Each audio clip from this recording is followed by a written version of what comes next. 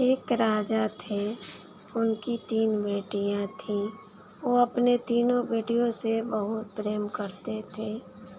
तीनों बेटी में छोटी बेटी शिव की भक्त थी। शिव की पूजा आराधना करते रहती थी। एक दिन राजा के मन में ख्याल आया कि मैं तो अपनी तीनों बेटियों से इतना प्रेम करता हूँ, मुझसे मेरी बेटियाँ कितनी प्रेम करती हैं। यह जानने के लिए उन्होंने अपनी बड़ी बेटी को बुलाया और पूछा कि बेटी, मैं तो आपसे बहुत प्रेम करता हूँ, आप मुझसे कितना प्रेम करती हो। तो बड़ी बेटी ने जवाब दिया कि मैं तो आपको अपने जान से भी ज़्यादा प्रेम करती हूँ। यह कह के वो चली गई। फिर उन्होंने दूसरी वाली बेटी को बुलाया। दूसरी वाली बेटी ने भी वही जवाब दिया कि पिताजी, मैं तो आपको अपने जान से भी ज़्यादा प्रेम करती हूँ। यह कह के वो भी चली गई। फिर राजा ने अपनी तीसरी वाली बेटी को बुलाया।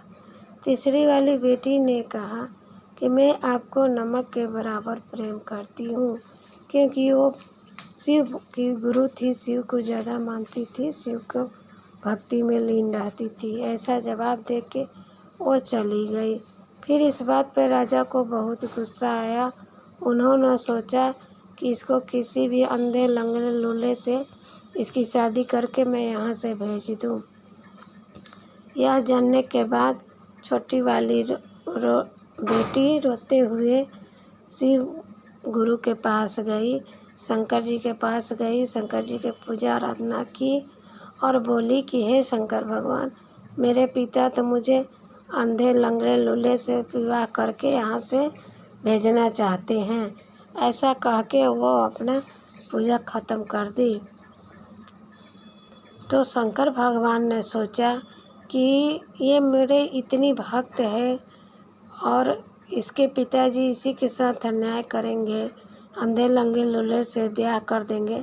ऐसा सोच के शंकर भगवान ही अंधे लंगड़े लूल्हे का रूप धर के जंगल में जाके बैठ गए।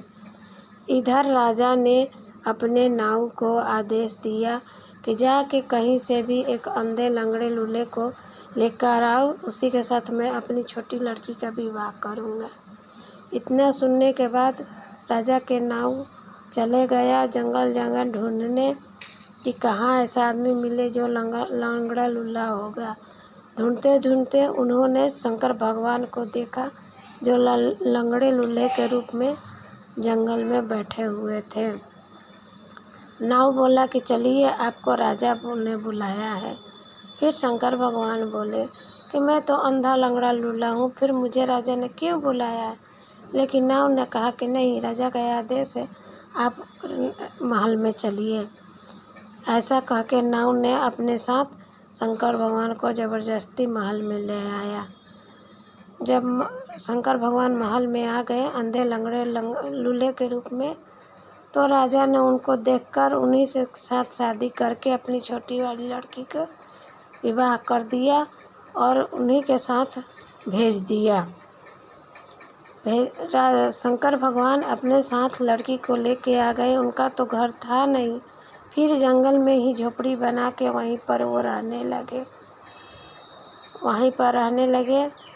लड़कियों को उन्होंने किसी प्रकार का कष्ट नहीं दिया, वो तो भगवान के साथ ही थी, उसको कैसा कष्ट होगा। हर प्रकार का सुख उन्होंने लड़की को दिया। उसी झोपड़ी के अंदर लड़की अच्छे तरह से रहने लगी, दोनों साथ में रहने लगे।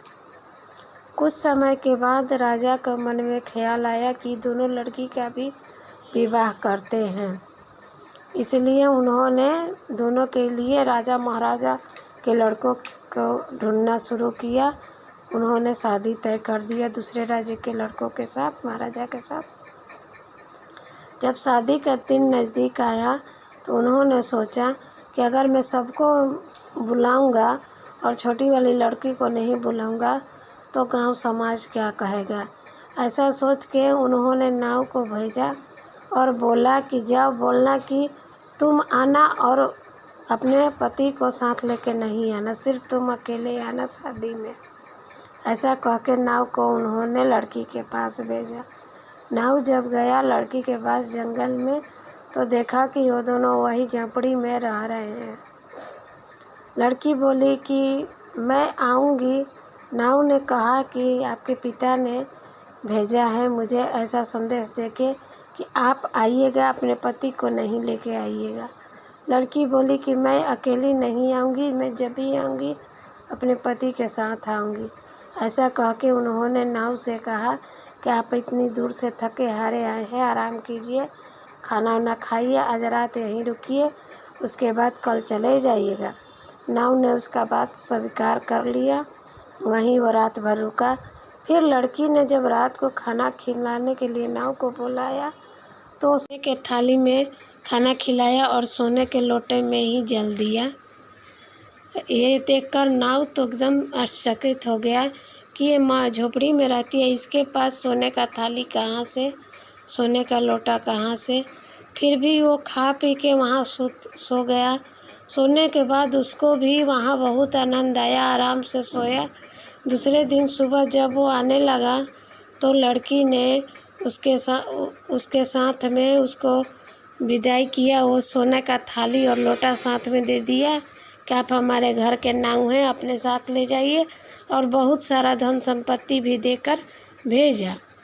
जब वो आया राजा के पास तो वहाँ का सारा बात राजा को बताया और वो छिपा और लोटा दिखाया कि मुझे लड़की ने इसमें खाना खिलाया था और वो मुझे साथ में दे दिए। तो राजा ने कहा कि नहीं, ये तुम्हारे लिए नहीं दे होगी, ये सारा धन संपत्ति और थाली और लोटा और छिपा सब मेरे लिए दी है। इतना कह के राजा ने सारा सामान अपने पास रख लिया और नाव को घर भेज दिया। जब शादी का समय नज़दीक आया तो सभी राज्य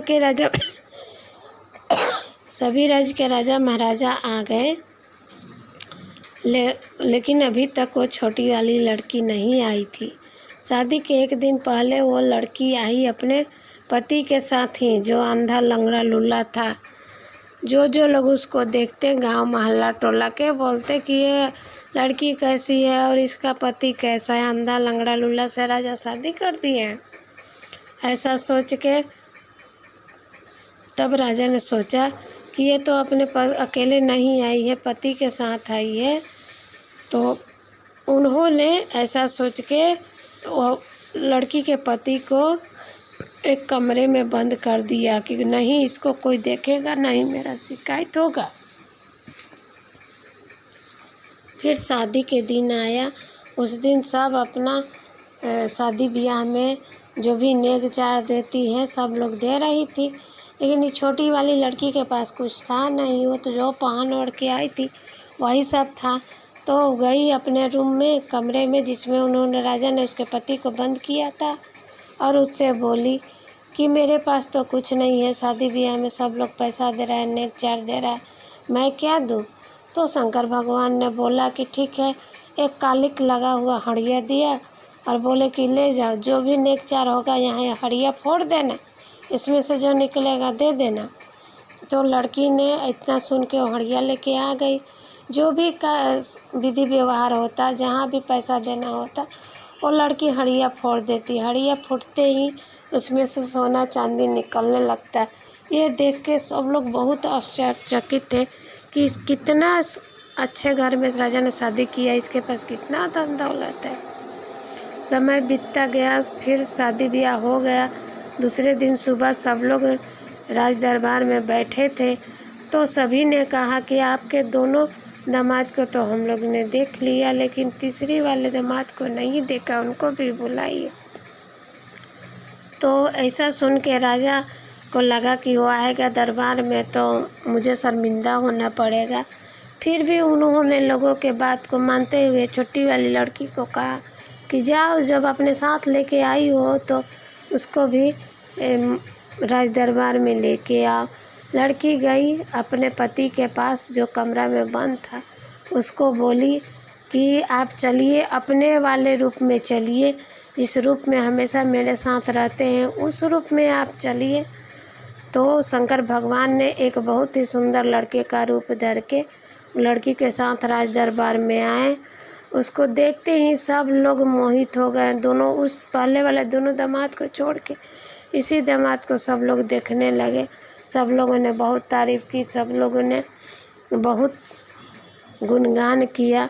इसीलिए कहा जाता है कि भगवान की भक्ति कीजिए, भगवान को मानिए। भगवान के आगे मनुष्य का कुछ मोल नहीं है। जो भगवान चाहते हैं वही होता है। हर हर महादेव।